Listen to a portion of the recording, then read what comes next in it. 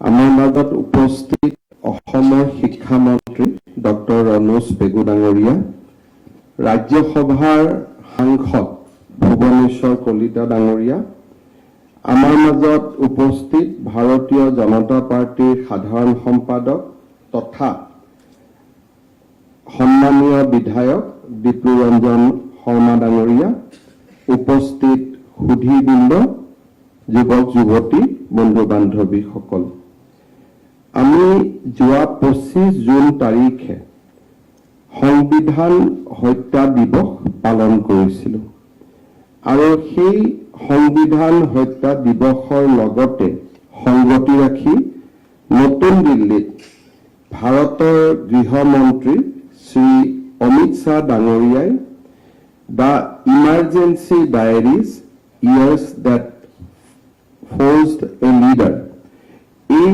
নামৰ পুথিখনি তেখেতে উদ্বোধন কৰিছিলে আৰু আজি আমি গুৱাহাটীত এই পুথিখনি আনুষ্ঠানিকভাৱে উদ্বোধন কৰিবলৈ ইয়াত সমবেত হৈছোঁ। এই পুথিখন আমি যেতিয়া পঢ়িম, এই পুথিখনৰ পৰা আমি দুটা বস্তু অনুভৱ কৰিম যে জৰুৰী অৱস্থাৰ সময়ত কি ধৰণে দেশত এটা বিভীষিকাময় পৰিৱেশ নিৰ্মাণ হৈছিলে। জয়প্ৰকাশ নাৰায়ণ, মোৰাৰজী দেশাই, নানাজী দেশমুখ, লালকৃষ্ণ আদৱানী, জৰ্জ ফাৰ্ণাণ্ডেজকে ধৰি আমাৰ যিসকলে প্ৰধানমন্ত্ৰী ইন্দিৰা গান্ধীৰ নেতৃত্ব আৰু একানায়কত্ববাদৰ বিৰুদ্ধে সংগ্ৰাম কৰিছিল, তেওঁলোকক কেনেকৈ নিশাৰ ভিতৰতে গ্ৰেপ্তাৰ কৰা হৈছিল। গ্ৰেপ্তাৰ কৰাৰ পিছত আন এছাম লোকে, যিসকল হয়তো ৰাইজে তেওঁলোকক সেই সময়ত জনা নাছিলে বা সেই সময়ত তেওঁলোক কোনো বিশেষ ৰাজনৈতিক বা সামাজিক পটভূমিত নাছিলে, আন এছাম লোকে পিছৰ পৰা এই জৰুৰী অৱস্থাৰ বিৰুদ্ধে যিখন প্ৰতিৰোধ সংগ্ৰাম, সেই সংগ্ৰামখনক নেতৃত্ব দিছিলে। অসমতো, বিহাৰতো, ৰাজস্থানতো, যাক আমি কওঁ যে ফাৰ্ষ্ট ৰেংকিং লিডাৰশ্বিপ এৰেষ্ট হোৱাৰ পিছত যিকোনো আন্দোলনতে যিসকল দ্বিতীয় শাৰীৰ নেতা থাকে, তেওঁলোকে আন্দোলনটো চলাই নিবৰ বাবে প্ৰচেষ্টা কৰে আৰু তেওঁলোকে নিজে গ্ৰেপ্তাৰ হোৱাতকৈ আণ্ডাৰগ্ৰাউণ্ডত থাকি এই প্ৰতিৰোধৰ সংগ্ৰামখন সুন্দৰ কৰি আগবঢ়াই নিবলৈ প্ৰয়াস আৰু প্ৰচেষ্টা কৰে। ভাৰতৰ প্ৰধানমন্ত্ৰী নৰেন্দ্ৰ মোদী ডাঙৰীয়া 1975 চনত যি সময়ত আমাৰ জৰুৰী অৱস্থা ঘোষণা কৰা হৈছিল, সেই সময়ত তেখেত 25 বছৰৰ এজন যুৱক আছিল। তেখেত ৰাষ্ট্ৰীয় স্বয়ংসেৱক সংঘৰ এগৰাকী প্ৰচাৰক আছিল আৰু সেই সময়ত গুজৰাট আৰু পাঞ্জাৱত তেখেতে জৰুৰী অৱস্থাৰ যিখন প্ৰতিৰোধ সংগ্ৰাম, সেই সংগ্ৰামখনত তেখেতে অংশগ্ৰহণ কৰিছিল আৰু সেই সময়ছোৱাত তেখেতে বিভিন্ন নেতাসকলৰ মাজত সম্পৰ্ক ৰক্ষা কৰিছিল। যিসকলে মিছা আইনত গ্ৰেপ্তাৰ হৈছিল, তেওঁলোকৰ পৰিয়ালক আইনগত আৰু আন ধৰণৰ সহায় কৰাত তেখেত ব্যস্ত আছিল আৰু জৰুৰী অৱস্থাৰ বিৰুদ্ধে আন্দোলন কৰিবলৈ তেখেতে কিছু ইনোভেটিভ কাম কৰিছিলে। এই গোটেই কথাখিনি নৰেন্দ্ৰ মোদী ডাঙৰীয়াই পিছত এখন নিজে কিতাপ এখন অথৰ কৰিছিল জৰুৰী অৱস্থাৰ ঠিক পিছতেই, আৰু সেই কিতাপখন হৈছে the struggle during the emergency. আৰু সেই পুথিখনতে নৰেন্দ্ৰ মোদী ডাঙৰীয়াই কি ধৰণে আণ্ডাৰগ্ৰাউণ্ডত থাকি জৰুৰী অৱস্থাৰ বিৰুদ্ধে প্ৰতিৰোধৰ সংগ্ৰামখন গঢ়ি তুলিছিল, তাৰ এটা মোদী ডাঙৰীয়াই আভাস দিছিল। এতিয়া সেই পুথিখনকে আমাৰ ব্লু ক্ৰাফ্ট নামৰ যেটো ডিজিটেল ফাউণ্ডেশ্যন তেখেতসকলে মোদী ডাঙৰীয়াৰ সমগ্ৰ সময়ছোৱাৰ যেটো ত্যাগ আছিলে বা তেওঁৰ যেটো কৌশল আছিলে তেওঁৰ যেটো ৰেজিষ্টেন্স মুভমেণ্টত তেওঁ কেনেকৈ কন্ট্ৰিবিউট কৰিছিলে তাৰ বিষয়ে তেখেতসকলে লিখি এই পুথিখন আমাৰ বাবে প্ৰকাশ কৰিছিলে আজি আমি গুৱাহাটীত এই পুথিখনৰ উদ্বোধন কৰিছো উন্মোচন কৰিছো আৰু এই পুথিখনৰ জৰিয়তে কেৱল মাত্ৰ নৰেন্দ্ৰ মোদীৰ ব্যক্তিগত সংঘৰ্ষ নহয় সেই সময়ত মোদী ডাঙৰীয়াৰ দৰে হেজাৰজনে কেনেকৈ ব্যক্তিগত সংগ্ৰামত লিপ্ত হৈছিলে ৰাষ্ট্ৰীয় স্বয়ংসেৱক সংঘ আৰু জনসংঘৰ এই গোটেই ৰেজিষ্টেন্ট মুভমেণ্টত কি ধৰণৰ বৰঙণি আছিলে আৰু কি ধৰণে সেই সময়ৰ পৰা নৰেন্দ্ৰ মোদী ডাঙৰীয়া এজন ভৱিষ্যতৰ নেতা হিচাপে তেওঁৰ প্ৰকাশ আৰম্ভ হৈছিলে এই গোটেই কথাখিনি দ্য ইমাৰ্জেঞ্চি ডায়েৰিজ নামৰ এই পুথিখনিত আমি পঢ়িব পাম আৰু সেই সময়ৰ সম্যক ধাৰণাৰ বিষয়ে বা সেই সময়ৰ আমি সম্যক ধাৰণা ল'ব পাৰিম সেইবাবে মই ভাবো যে এই পুথিখন জৰুৰী অৱস্থাৰ সময়ৰ এখন ডাঙৰ সমল আৰু এই পুথিখন পঢ়িবৰ বাবে অধ্যয়ন কৰিবৰ বাবে মই স্বাভাৱিকতে সকলোকে আহ্বান জনাম যোৱা 25 তাৰিখে আমি দেশৰ জৰুৰী অৱস্থাৰ বিষয়ে কথা পাতিছিলো আৰু জৰুৰী অৱস্থাৰ পৰৱৰ্তী বা 25 জুনৰ পৰৱৰ্তী সময়ত আমাৰ ৰাষ্ট্ৰৰ বিভিন্ন সংবাদ মাধ্যমে হওক বা আন মাধ্যম আমাৰ সামাজিক মাধ্যম এই সকলোবোৰতে জৰুৰী অৱস্থাক লৈ আৰু কিছু নতুন তথ্য আৰু কিছু আলাপ আলোচনা হ'ব আৰম্ভ কৰিছে আমিও বিচাৰো যে জৰুৰী অৱস্থাৰ দৰে এটা যি ব্যতিক্ৰমী আৰু ভাৰতবৰ্ষত কেতিয়াও উদাহৰণ নথকা এটা যেতিয়া ঘটনা সংঘটিত হয় তাৰ 25 বছৰ পিছত 30 বছৰ পিছত যেতিয়া এই জৰুৰী অৱস্থাত অংশ লোৱা মানুহসকল ফৰ এণ্ড এগেইনষ্ট যেতিয়া তেওঁলোক ৰাজনৈতিক দৃশ্যপটৰ পৰা আঁতৰি যায় তেতিয়া কাগজ লেখনি আৰু বিভিন্ন তথ্যৰ ওপৰত মানুহে এক নিৰ্মোহ বিশ্লেষণ কৰাৰ সুযোগ পায় যেতিয়া জৰুৰী অৱস্থাত যিসকলে অংশগ্ৰহণ কৰিছিল তেওঁলোক যেতিয়া জীয়াই থাকে বা তেওঁলোক দেশৰ ৰাজনীতিত যেতিয়া অংশগ্ৰহণ কৰি থাকে তেখেতসকলৰ ব্যক্তিগত প্ৰভাৱে গোটেই নেৰেটিভটোক প্ৰভাৱিত কৰে স্বাভাৱিকভাৱে প্ৰধানমন্ত্ৰী ইন্দিৰা গান্ধী জীয়াই থকাৰ সময়ত তেওঁৰ সমৰ্থকসকলে জৰুৰী অৱস্থাক জাষ্টিফাই কৰিব জয়প্ৰকাশ নাৰায়ণ জীয়াই থকা সময়ত তেওঁলোকে ৰেজিষ্টেন্ট মুভমেণ্টটো জাষ্টিফাই কৰিব কিন্তু যেতিয়া লাহে লাহে এই মানুহসকল ইহ সংসাৰৰ পৰা আঁতৰি যায় তেতিয়া জীয়াই থকা লোকসকলে পৰৱৰ্তী স্কলাৰসকলে ডকুমেণ্টছ ঘটনা আৰু সেই সময়ৰ বিভিন্ন লিপিবদ্ধ ইতিহাসৰ ওপৰত গোটেই ঘটনা প্ৰবাহক নিৰপেক্ষভাৱে চাবলৈ সুযোগ পায় জৰুৰী অৱস্থা 1975 চনত ঘোষণা কৰা হৈছিল আজি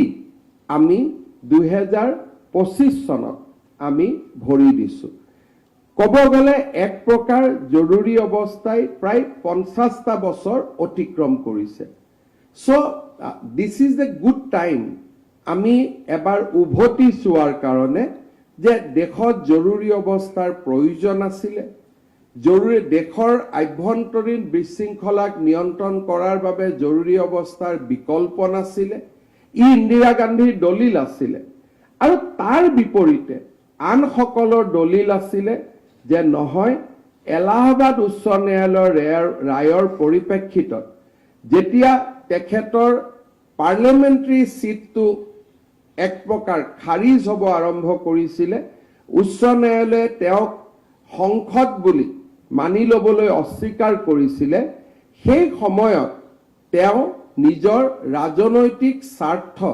আগবঢ়াবৰ বাবে দেশত জৰুৰী অৱস্থাৰ ঘোষণা কৰিছিলে আৰু সেই কাৰণে এই জৰুৰী অৱস্থাৰ লগত সেই সময়ৰ দেশৰ আভ্যন্তৰীণ পৰিৱেশৰ কোনো সংগতি নাই আৰু ই এক প্ৰকাৰে এটা অনৈতিক সিদ্ধান্ত আছিলে।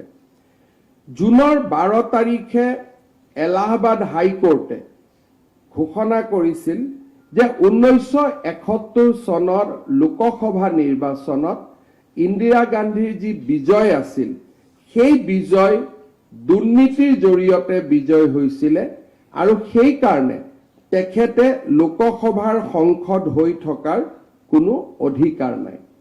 তাতকৈও ডাঙৰ হাইকোৰ্টৰ যিটো ৰায় আছিলে, হয়তো ইন্দিৰা গান্ধীক এলাহাবাদত কোৱা হৈছিল যে আপোনাৰ এই সিটটো ৰায়বেৰেলীৰ ইলেকশ্যনটো ভুল। দেশত হয়তো আৰু এনেকুৱা বহুত সিট আছিলে, প্ৰধানমন্ত্ৰীয়ে নিজে আকৌ এবাৰ সেই সিটটোত ইলেকশ্যন উঠি তেওঁ ৰি-ইলেক্টেড হৈ আহিব পাৰিলেহেঁতেন। কিন্তু এলাহাবাদ উচ্চ ন্যায়ালয়ৰ ৰায়টোত এটা ডাঙৰ এংগল আছিলে বা দৃষ্টি আছিলে।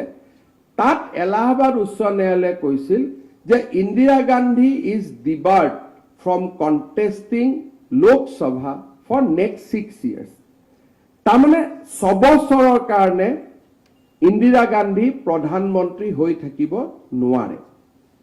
এই ৰায়টো বাহিৰ প্ৰকাশ হোৱাৰ লগে লগে আৰু ৰায়টো ইমানে শক্তিশালী আছিলে, প্ৰধানমন্ত্ৰী ইন্দিৰা গান্ধী আৰু তেওঁৰ সমৰ্থকসকল, বিশেষকৈ সিদ্ধাৰ্থ শংকৰ ৰায় আৰু আন সমৰ্থকসকল, তেওঁলোক এক প্ৰকাৰ সন্মুখত অন্ধকাৰ দেখা আৰম্ভ কৰিছিল আৰু সেই সময়ত নিজৰ প্ৰধানমন্ত্ৰীৰ চকীখন সুৰক্ষিত কৰিবলৈ দেশত জৰুৰী অৱস্থা ঘোষণা কৰিবলৈ তেওঁলোকে সিদ্ধান্ত লৈছিল। 25 জুনৰ নিশা 12 বজাত ৰাষ্ট্ৰপতি ডাঙৰীয়াক টোপনিৰ পৰা জগোৱা হৈছিল আৰু কেবিনেট সিদ্ধান্ত নোহোৱা কৰি ৰাষ্ট্ৰপতিক কোৱা হৈছিল যে আপুনি এই ঘোষণাত স্বাক্ষৰ কৰিব লাগিব। ইন্দিৰা গান্ধী ইমানে শক্তিশালী ৰাজনৈতিক নেতা আছিলে, এই কামটো তেওঁ আগদিনাখন গধূলি 6 বজাত কেবিনেট পাতি কেবিনেট সিদ্ধান্ত এটাও ৰাষ্ট্ৰপতিৰ ওচৰত লৈ যাব পাৰিলেহেঁতেন। ফখৰুদ্দিন আলী আহমেদো তেখেতৰ নিজৰ মানুহ আছিলে আৰু কেবিনেটখনো ইয়েছ মেন কেবিনেট আছিলে, তাত না কোৱাৰ কেবিনেট নাছিলে। কিন্তু ইন্দিৰা গান্ধীয়ে নিজক ইমানেই অসুৰক্ষিত অনুভৱ কৰিছিল যে তেওঁ জৰুৰী অৱস্থা ঘোষণা কৰাৰ সিদ্ধান্তটো কেবিনেটত আলোচনা কৰাৰ পৰিৱৰ্তে আৰু ৰাষ্ট্ৰপতিকো আগতীয়াকৈ জনোৱাৰ পৰিৱৰ্তে তেওঁ নিশা ৰাষ্ট্ৰপতিক টোপনিৰ পৰা জগাই তেওঁ জৰুৰী অৱস্থাৰ ঘোষণাত স্বাক্ষৰ গ্ৰহণ কৰিছিলে।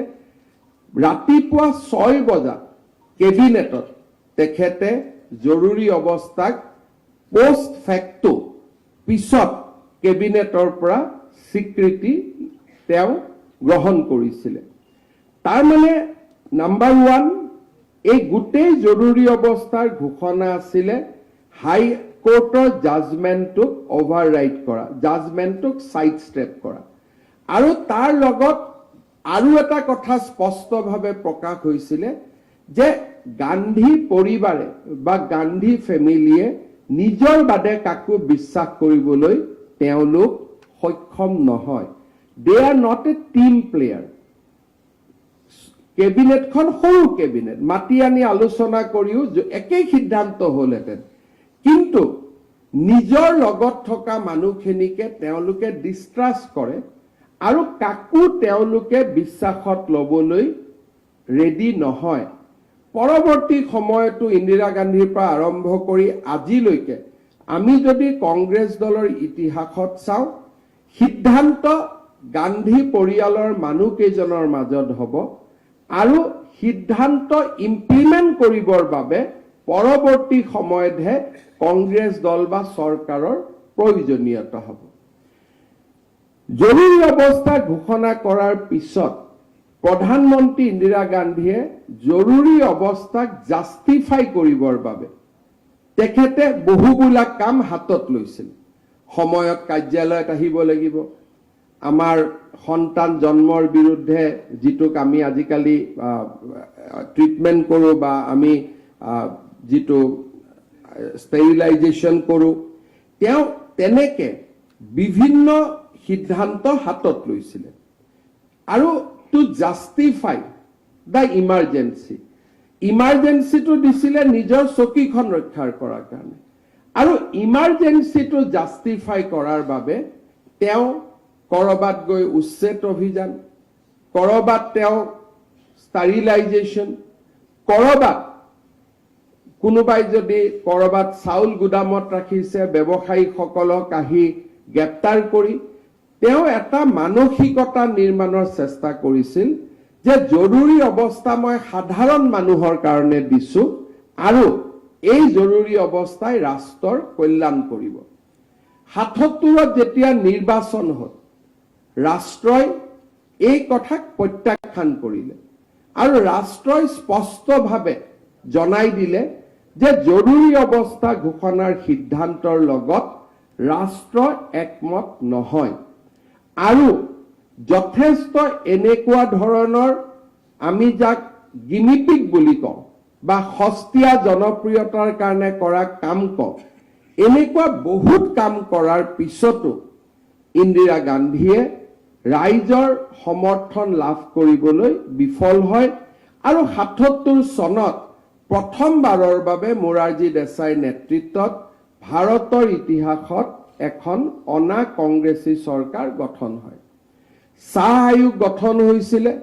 চাহ আয়োগৰ ঘটনা যি শুনানি হৈছিলে সেই সমগ্ৰ শুনানিৰ দস্তাবেজ আৰু দলিলত জৰুৰী অৱস্থাৰ সময়ত কেনেকে তেওঁৰ বিৰোধীৰ ওপৰত অকথ্য অমানৱীয় অত্যাচাৰ কৰা হৈছিল তাৰ বিষয়ে বিস্তৃত বৰ্ণনা দিয়া হৈছে। প্ৰেছ চেঞ্চৰশ্বিপৰ পৰা আৰম্ভ কৰি মিছাৰ দৰে আইনৰ জৰিয়তে জয়প্ৰকাশ নাৰায়ণ, অটল বিহাৰী বাজপেয়ী, লালকৃষ্ণ আদৱানী, মোৰাৰজী দেশাইৰ দৰে নেতাসকলক গ্ৰেপ্তাৰ কৰা হৈছিল। আৰু এটা সময়ত ইন্দিৰা গান্ধীৰ ঘনিষ্ঠ জগজীৱন ৰাম, হেমৱতী নন্দন বহুগুণা, মোহন ধাৰিয়াহঁতে দৰে নেতাইও কংগ্ৰেছ দল ত্যাগ কৰিছিল আৰু ৭৭ত সকলোৱে লগ লাগি জনতা পাৰ্টিৰ চৰকাৰ গঠন কৰিছিলে। কিছুমান ডেমেজ আছে যাক আমি ঘটনাৰ ৬ মাহ ২ বছৰ পিছত আমি তাক ৰিপেয়াৰ কৰিব পাৰোঁ। কিন্তু এনেকুৱা ঘটনাই ৰাষ্ট্ৰৰ জীৱনত কিছু কথা এৰি থৈ যায়, তাক বহু দিনলৈ পুনৰ বিবেচনা কৰা সম্ভৱ নহয়। প্ৰধানমন্ত্ৰী ইন্দিৰা গান্ধীয়ে দেশৰ জৰুৰী অৱস্থাৰ সময়ত আমাৰ সংবিধানত তেখেতে সংশোধনী আনিছিল আৰু সেই সংশোধনীৰ জৰিয়তে আমাৰ সংবিধানৰ যিটো প্ৰস্তাৱনা আছিলে সেই প্ৰস্তাৱনাটোক তেখেতে সম্পূৰ্ণৰূপে পৰিৱৰ্তন কৰিছিল। ১৯৭৫ চনৰ আগত আমাৰ দেশৰ যিটো সংবিধানৰ প্ৰস্তাৱনা আছিল তাত কোৱা হৈছিল, we the people of India having solemnly resolved to constitute India into a sovereign democratic republic, অৰ্থাৎ সাৰ্বভৌমত্ব, আমি এখন গণতান্ত্ৰিক গণৰাজ্য, সাৰ্বভৌমত্ব গণতান্ত্ৰিক গণৰাজ্য, এ নেশ্যন sovereign democratic আৰু ৰিপাব্লিক। কিন্তু তেখেতসকলে যি সময়ত ইন্দিৰা গান্ধী জৰুৰী অৱস্থা ঘোষণা কৰিছিল, ইন্দিৰা গান্ধীয়ে ১৯৭৬ চনত 42nd amendment of the constitution লৈ আহিছিল আৰু তাত তেখেতে দুটা শব্দক যোগ কৰিছিল, ছচিয়েলিজিম আৰু সেকুলাৰিজিম। এই দুইটা শব্দই ভাৰতবৰ্ষৰ সংবিধানখনৰ প্ৰতি পৰৱৰ্তী সময়ত মানুহৰ দৃষ্টিভংগীৰ পৰিৱৰ্তন ঘটাই আৰু আমাৰ ৰাষ্ট্ৰ জীৱনত এক বিৰাট ক্ষতি সাধন কৰে। প্ৰথম কথা যে ভাৰতৰ যিটো সামাজিক গাঁথনি আছিলে, ৫,০০০ বছৰীয়া যিটো সামাজিক গাঁথনি আছিলে, বা মহামানৱ মহাত্মা গান্ধীয়ে স্বাধীনতা আন্দোলনৰ সময়ত যি অৰ্থনৈতিক আদৰ্শৰ কথা তেখেতে উল্লেখ কৰিছিলে, গান্ধীজীয়ে কেতিয়াও সমাজবাদৰ কথা উল্লেখ কৰা নাছিলে। কাৰণ সমাজবাদৰ ধাৰণাটো ৰাছিয়া, চাইনা, আন দেশত উৎপত্তি হোৱা, ভাৰতত সমাজবাদৰ ধাৰণা কেতিয়াও নাছিল। ভাৰতবৰ্ষৰ যিটো ইকনমিক প্ৰিন্সিপল আছিল, মহাত্মা গান্ধীয়ে তাক ট্ৰাষ্টিশ্বিপ বুলি কৈছিল, যে ধনী মানুহসকলে দুখীয়াসকলৰ ন্যাস ৰক্ষক হ'ব।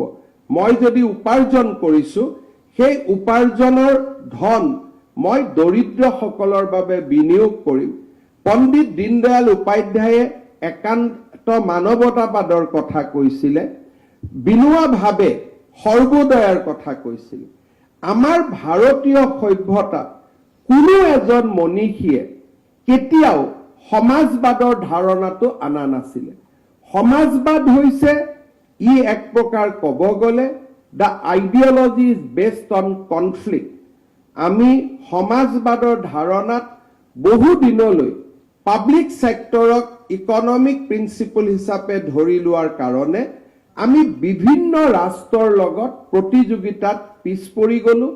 আৰু যি সময়ত ভাৰত আত্মনিৰ্ভৰ হোৱাৰ প্ৰয়োজনীয়তা আছিল, সেই সময়ত আমি সমাজবাদৰ আদৰ্শৰে আৰু সমাজবাদক বাওপন্থী লোকসকলে বহু পৰিমাণে কমিউনিজিমৰ লগত এক পজিটিভ কম্পেৰিজন কৰিবলৈ আৰম্ভ কৰাৰ কাৰণে ভাৰতবৰ্ষৰ যি প্ৰতিযোগিতামূলক পৰিৱেশ আছিলে, ভাৰতবৰ্ষৰ যি আমাৰ মানুহৰ কেপেবিলিটিজ আছিলে, তাক আমি কেতিয়াও আগবঢ়াই লৈ যাবলৈ সক্ষম হোৱা নাছিলো। আৰু এই সমাজবাদৰ ধাৰণাটোক যিটো ভাৰতীয় সংবিধানত দিয়া হৈছিল, তাক বিজেপিয়ে ডিমলিছ কৰিবলগীয়া নহ'ল। কংগ্ৰেছ দলে, প্ৰধানমন্ত্ৰী নৰসিমহা ৰাও আৰু ডক্টৰ মনমোহন সিঙে নিজে সমাজবাদৰ ধাৰণাটোক ডিমলিছ কৰিলে আৰু তেওঁলোকে আমাৰ অৰ্থনীতিত উদাৰবাদ লৈ আহিলে। বিজেপিয়ে ইন্দিৰা গান্ধীৰ ধাৰণাটোক চেলেঞ্জ কৰা নাছিলে, কাৰণ কৰাৰ সুবিধা নাছিলে, আমি চৰকাৰত নাছিলো। But entire principle of socialism, the concept of socialism was demolished by the Congress party itself. যেতিয়া উদাৰবাদ লৈ অহা হ'ল নৰসিমহা ৰাও, ডক্টৰ মনমোহন সিঙৰ নেতৃত্বত আটাইকেইটা চৰকাৰ, নৰসিমহা ৰাও চৰকাৰ আৰু UPA 1 and 2, এই তিনিওটা চৰকাৰতে সমাজবাদৰ ধাৰণাটোক পাহৰণিৰ গৰ্ভলৈ লৈ যোৱা হ'ল। দেশত উদাৰবাদ, অৰ্থনৈতিক উদাৰবাদ তেখেতসকলে লৈ আহিলে। তাৰ পিছত ভাৰতীয় জনতা পাৰ্টিৰ চৰকাৰ আহিলে, নৰেন্দ্ৰ মোদী ডাঙৰীয়া, অটল বিহাৰী বাজপেয়ী ডাঙৰীয়াৰ নেতৃত্বত আমি উদাৰবাদী চিন্তাধাৰাক আগুৱাই লৈ গলো। আৰু এই উদাৰবাদী চিন্তাধাৰাৰ ফলত ৰাষ্ট্ৰৰ যি উপাৰ্জন হ'ল কৰ কাটলৰ জৰিয়তে, তাক আমি দৰিদ্ৰতা নিৰ্মূলকৰণৰ কামত আমি ব্যৱহাৰ কৰিলো। আজি যদি আমি দেখা পাওঁ, উত্তৰ পূৰ্বৰ বিকাশ, দৰিদ্ৰজনলৈ বিনামূলীয়া চাউলৰ পৰা আৰম্ভ কৰি যিমানবিলাক প্ৰধানমন্ত্ৰী আয়ুষ্মান ভাৰত যিমান আঁচনি, এই গোটেই আঁচনিবোৰ দীনদয়াল উপাধ্যায়ৰ একান্ত মানৱতাবাদ, বিনোৱা ভাৱেৰ সৰ্বোদয় আৰু গান্ধীজীৰ ট্ৰাষ্টিশ্বিপৰ আদৰ্শৰে অনুপ্ৰাণিত। ইয়াৰ অৰ্থই হৈছে এই ৰাষ্ট্ৰত মানুহক উপাৰ্জন কৰাৰ সুবিধা দিয়া হ'ব, কিন্তু উপাৰ্জনত ৰাষ্ট্ৰ অংশীদাৰ হ'ব। অৰ্থাৎ আজি টাটা, বিৰলা, আদানী, আম্বানী যোনে উপাৰ্জন কৰিব, তাৰ 30% ভাগিদাৰী আমাৰ চৰকাৰৰ। অৰ্থাৎ বছৰি যদি বহুত সময়তকৈ আদানীয়ে টকা লৈ গ'ল, আম্বানীয়ে টকা লৈ গ'ল, কিন্তু আদানীয়ে যদি 100 টকা উপাৰ্জন কৰে, তাত 30 টকা ইনকাম টেক্স আৰু কৰ্পৰেট টেক্স চৰকাৰক দিব লাগিব। আৰু তাৰ মানে ৰাষ্ট্ৰ এই উদাৰীকৰণৰ যাত্ৰাত ষ্টেট ইজ এ পাৰ্টনাৰ মোৰ কিমান এইটো আপুনি বিজনেছ কৰিছে আমাৰ দুইজনৰ পাৰ্টনাৰশ্বিপ আপোনাৰ 70 মোৰ 30 অৰ্থাৎ ভাৰতত কোনোবাই চাকৰি কৰিলেও ব্যৱসায় কৰিলেও ৰাষ্ট্ৰ তাৰ অংশীদাৰ কাৰণ ৰাষ্ট্ৰই আপোনাৰ প্ৰায় 18% GST ল'ব ৰাষ্ট্ৰই আপোনাৰ পৰা 30% আপোনাৰ পৰা ইনকাম টেক্স ল'ব তাৰ মানে যোনেই যি কাম নকৰক কিয় 48% উপাৰ্জনৰ অধিকাৰী ৰাষ্ট্ৰ আৰু এই উপাৰ্জনৰ টকাৰে আজি উত্তৰ পূব জম্মু কাশ্মীৰ সকলো জায়গাত বিকাশ হৈছে আৰু বিকাশৰ গতি বাঢ়িছে আৰু মহামানৱ মহাত্মা গান্ধীয়ে তাকে কৈছিল যে it is a economy will be guided by trusteeship যে ডাঙৰ মানুহে উপাৰ্জন কৰিব কৰ কাটল দিব আৰু সেই কৰ কাটলৰ পইচাৰে ৰাষ্ট্ৰই দৰিদ্ৰজনক সেৱা কৰিব প্ৰধানমন্ত্ৰী ইন্দিৰা গান্ধীৰ যিটো ইকনমি আছিল পাব্লিক সেক্টৰ আন্ডাৰটেকিংছত তেখেতে টকা খৰচ কৰিছিল উপাৰ্জন নাহিছিল আৰু উপাৰ্জন নহাৰ ফলত বাৰে বাৰে তাত টকা ব্যয় কৰিছিল এটা পাব্লিক সেক্টৰক বচাবৰ কাৰণে হাজাৰ হাজাৰ কোটি টকা ব্যয় কৰা হৈছিল কিন্তু সেই টকাৰ অধিকাৰ আছিল দৰিদ্ৰজন সেই টকা ব্যয় হ'ব লাগিছিল হস্পিটালত সেই টকা ব্যয় হ'ব লাগিছিল স্কুলত সেই টকা ব্যয় হ'ব লাগিছিল ৰাস্তা ঘাট বিল্ডিঙত কিন্তু সেই টকা আমি ব্যয় কৰিছিলো য'ত এক প্ৰকাৰ ক'ব গ'লে একোটা উদ্যোগ বা 400-500 মানুহক উপাৰ্জন কৰিবৰ বাবে আমি তেওঁলোকক ৰক্ষণাবেক্ষণ দিবলৈ ৰাষ্ট্ৰই এফালৰ পৰা টকা খৰচ কৰি গৈছিলে আৰু দৰিদ্ৰ মানুহসকল বেছি দৰিদ্ৰ হৈ আছিলে উদাৰবাদৰ পিছত অৰ্থনৈতিক উদাৰবাদৰ পিছত আজি অসমৰ দৰে ৰাজ্যত আমি মানুহক এক্টিভ পভাৰ্টিৰ পৰা অতৰাই আনিব পাৰিছো আৰু আজি দেশে দৰিদ্ৰতা নিৰ্মূল কৰিব পাৰিছে আৰু প্ৰত্যেকজন মানুহে নিজৰ ভৰিৰ ওপৰত নিজৰ থিয় হ'ব পাৰিছে ইণ্ডিয়ান ইকনমি আমাৰ দেশৰ নিজৰ ধাৰণা আছিলে আমাৰ ইকনমি চাণক্যৰ অৰ্থনীতিৰ পৰা আমাৰ ইণ্ডিয়ান এটা আইডেন্টিটি আছিলে প্ৰধানমন্ত্ৰী ইন্দিৰা গান্ধীয়ে সমাজবাদৰ ধাৰণাটোক সংবিধানত সংযুক্ত কৰি আমাৰ দেশৰ 5000 বছৰৰ যিটো অৰ্থনৈতিক দৃষ্টিভংগী আছিল তাক তেওঁ পৰিৱৰ্তন কৰিছিল পৰৱৰ্তী সময়ত তেওঁ আৰু এটা শব্দ যোগ কৰিছিল সেকুলাৰিজম ধৰ্ম নিৰপেক্ষতা ভাৰতৰ সংবিধানৰ ধৰ্ম নিৰপেক্ষতা it is a Indian concept আমাৰ সংবিধানৰ আৰ্টিকল 14 য'ত নেকি কোৱা হৈছে যে ৰাষ্ট্ৰই কাৰো লগত ডিফাৰেন্ট ট্ৰিটমেন্ট কৰিব নোৱাৰিব that is the foundation of our secularism অৰ্থাৎ সংবিধান ঘোষণা কৰাৰ সময়তে আম্বেদকাৰে কৈছিল যে সেকুলাৰিজম বুলি আমি কোৱাৰ কোনো প্ৰশ্ন নুঠে কাৰণ আৰ্টিকল 14 এ স্পষ্টভাৱে কৈছে যে ৰাষ্ট্ৰই কাকো ডিসক্ৰিমিনেট কৰিব নোৱাৰিব যদি ৰাষ্ট্ৰই কাকো ডিসক্ৰিমিনেট কৰিব নোৱাৰে that is the highest level of secularism তাতকৈ আনসেকুলাৰিজম থাকিব নোৱাৰে প্ৰধানমন্ত্ৰী ইন্দিৰা গান্ধীয়ে আমাৰ সংবিধানত সেকুলাৰিজম শব্দটো যোগ কৰি দিয়াৰ পিছত ন্যায়ালয় হক বা আমাৰ সাধাৰণ বহু বিদগ্ধ পণ্ডিতে সেকুলাৰিজমক পশ্চিমীয়া দৃষ্টিভংগীৰে চাবলৈ আৰম্ভ কৰিলে because secularism word is not conceived in Indian concept ধৰ্ম নিৰপেক্ষতা আমাৰ ইয়াত কথাই নহয় আমাৰ ইয়াত হৈছে যে আমি সকলোৰে লগত সমভাৱ আমি we are not neutral we are in side আমি হিন্দুৰ লগতো আমি মুছলমানৰ লগতো আছো our secularism is a positive concept western secularism is neutral neutral যদি হয় আমি সত্ৰৰ বাবে কাম কৰিব নোৱাৰিম আমি নামঘৰৰ কাৰণে কাম কৰিব নোৱাৰিম আমি মন্দিৰৰ বাবে কাম কৰিব নোৱাৰিম আমি বেদৰ কথা আলোচনা কৰিব নোৱাৰো আমি গীতাৰ কথা আলোচনা কৰিব নোৱাৰো because we are neutral we are secular আমি ধৰ্ম নিৰপেক্ষ এতিয়া হিমন্ত বিশ্ব শৰ্মা ধৰ্ম নিৰপেক্ষ কেনেকে হ'ব? I am a hardcore Hindu, I cannot be ধৰ্ম নিৰপেক্ষ। আপুনি এজন মুছলমান মানুহ কেনেকে ধৰ্ম নিৰপেক্ষ হ'ব? হি ইজ এ হাৰ্ডক'ৰ মুছলিম। কিন্তু হিন্দুতে লিখা আছে যে বসুধৈৱ কুটুম্বকম। হিন্দু ধৰ্মতে কোৱা হৈছে যে if U R A hardcore Hindu, তেতিয়াহ'লে আপুনি বসুধৈৱ কুটুম্বকমৰ কথা চিন্তা কৰিব লাগিব। ইছলামত কোৱা হৈছে দৰিদ্ৰজনক বাবে সদায় মানুহে পজিটিভলি চিন্তা কৰিব লাগিব। অৰ্থাৎ আমাৰ যি ধৰ্ম নিৰপেক্ষতাৰ দৰ্শন, it is never inspired by the western definition of secularism. আমাৰ ধৰ্ম নিৰপেক্ষতা সৰ্ব ধৰ্ম সমভাৱ, not neutral. We are not neutral. We are positively aligned because India is a spiritual nation. Bharat এখন আধ্যাত্মিক ৰাষ্ট্ৰ, আৰু ভাৰতৰ মানুহক যদি আমি ৰাস্তা ঘাট বিল্ডিং সকলো বনাই দিওঁ, কিন্তু কওঁ যে আপুনি মন্দিৰত যাব নোৱাৰিব, ভাৰতৰ মানুহে ক'ব মোক ৰাস্তা ঘাট নালাগে, মোক কিন্তু মন্দিৰ যাব লাগিব। সেইকাৰণে ভাৰত চাইনা নহয়।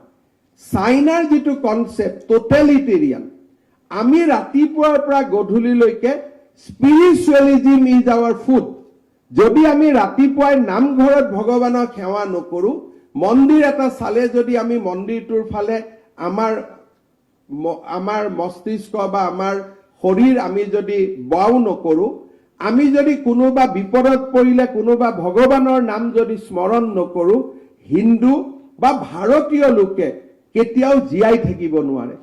শিখৰ কাৰণে আমাৰ গুৰু গ্ৰন্থ চাহিব, জৈনৰ কাৰণে মহাবীৰ জৈনৰ শিক্ষা, বুদ্ধৰ কাৰণে গৌতম বুদ্ধৰ শিক্ষা, হিন্দুৰ কাৰণে বেদ কীৰ্তন ঘোষাৰ শিক্ষা, আমাৰ কাৰণে ই আটাইতকৈ প্ৰয়োজনীয়।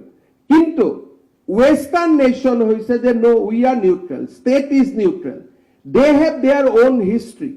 যেতিয়া ফৰাচী বিপ্লৱ হৈছিল, ইংলেণ্ড বিপ্লৱ হৈছিল, ৰজা আৰু গীৰ্জাৰ মাজত সংঘাত হৈছিল, আৰু ৰজা আৰু গীৰ্জাৰ মাজত সংঘাতৰ পিছত তেওঁলোকে কৈছিল যে আমি ধৰ্মক সোমাব নিদিওঁ, উই উইল বি নিউট্ৰেল।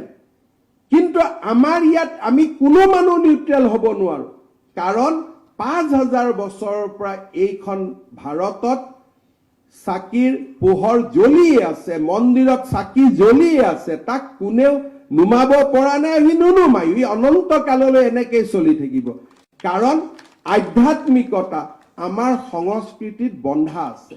গতিকে সেকুলাৰিজিমৰ অসমীয়া কি? ধৰ্ম নিৰপেক্ষতা। উই কেনট।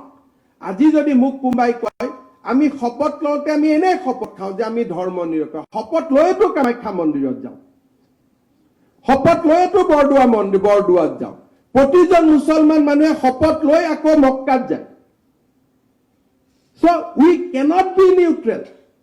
আমি সকলোৰে প্ৰতি সমভাৱ ৰাখিব পাৰিম, আৰু সেইটো কাৰণে আৰ্টিকল 14 কৈছিল যে ষ্টেট উইল নট ডিছক্ৰিমিনেট। আম্বেদকাৰক সোধা হৈছিল সেকুলাৰিজিম শব্দ লাগিব নেকি? নালাগে। সুপ্ৰিম কোৰ্টে কৈছিল যে Indian secularism is integral to our life, but we are not inspired by western সেকুলাৰিজিম।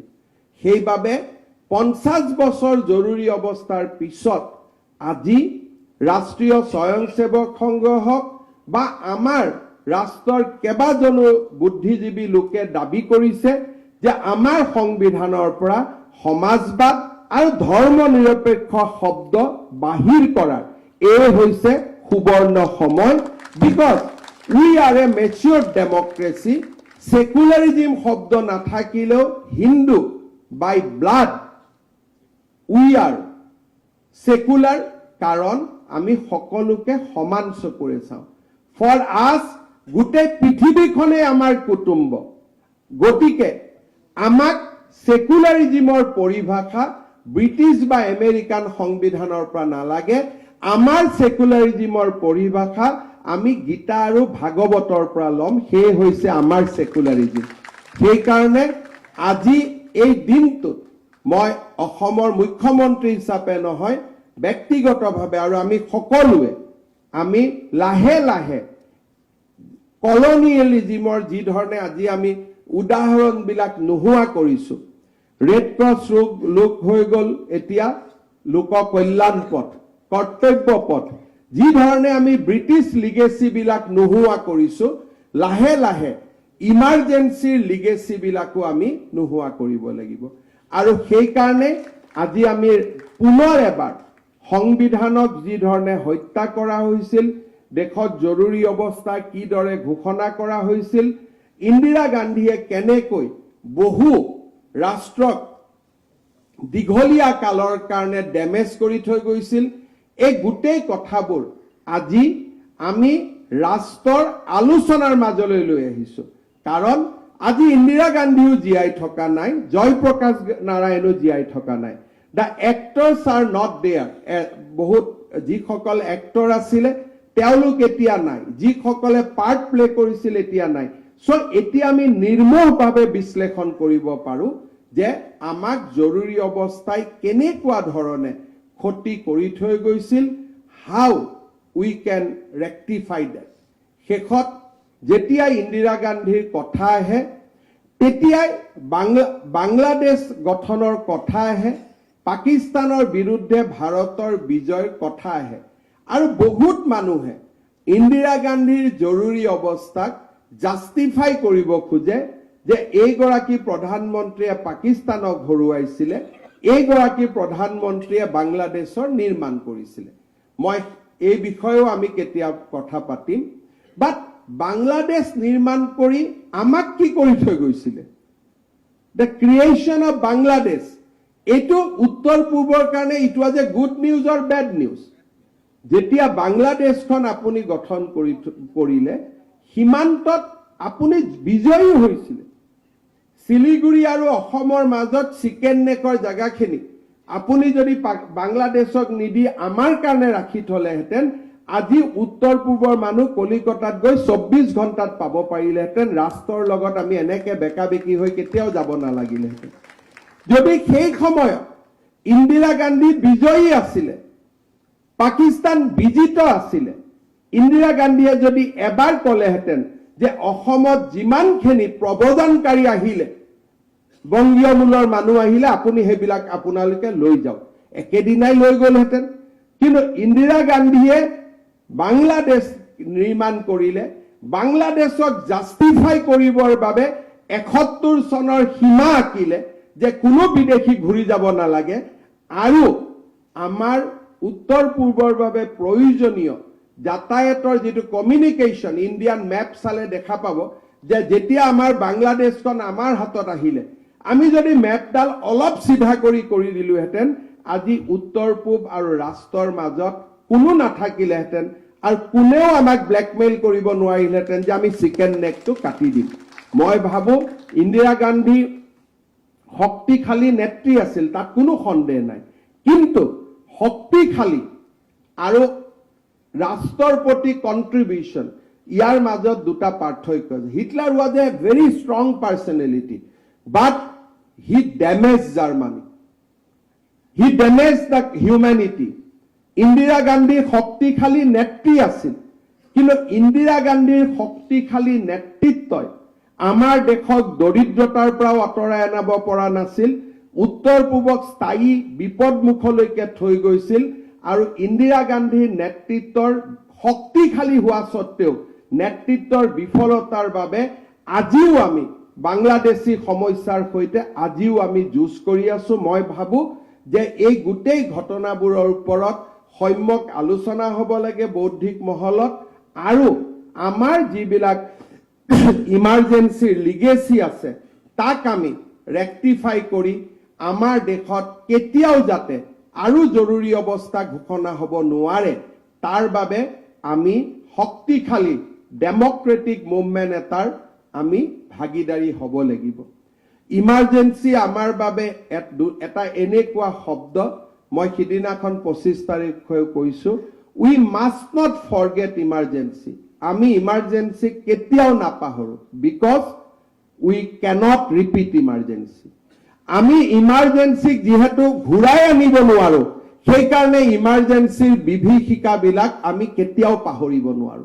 যদি ইমাৰ্জেঞ্চিৰ বিভীষিকাবিলাক আমি পাহৰি যাওঁ, মানুহে কৰবাত নহয় কৰবাত কোনোবা এজন প্ৰধানমন্ত্ৰী আকৌ ইমাৰ্জেন্সিক উভতাই আনিব কিন্তু ইমাৰ্জেন্সিৰ বিভীষিকাই যেতিয়া ভাৰতবৰ্ষৰ প্ৰতিজন লোকক গণতান্ত্ৰিক মূল্যবোধৰে জাগ্ৰত কৰিব তেতিয়া ইমাৰ্জেন্সি কোনেও ৰিপিট কৰিব নোৱাৰে so emergency is a word we must not forget at the same time we must not repeat it এইটোৱে হৈছে আটাইতকৈ ডাঙৰ শিক্ষা মই সেইবাবে আজি মই ভাবো যে দিস ইমাৰ্জেন্সি ডায়েৰিজ এই কিতাপখনে আমাক ইমাৰ্জেন্সিৰ বিভীষিকাময় সময়বিলাক মনত পেলাবলৈ সহায় কৰিব আৰু সেই বিভীষিকা ভৰা কাহিনীবিলাকৰ মাজতে আমি সিদ্ধান্ত লম যে আমি আমাৰ দেশৰ গণতান্ত্ৰিক প্ৰমূল্যক শক্তিশালী কৰিম আৰু আমি ভাৰতবৰ্ষত কেতিয়াও জৰুৰী অৱস্থাৰ বিভীষিকা উভতি আহিবলৈ নিদিওঁ বহুত বহুত ধন্যবাদ জয় হিন্দ বন্দে মাতৰম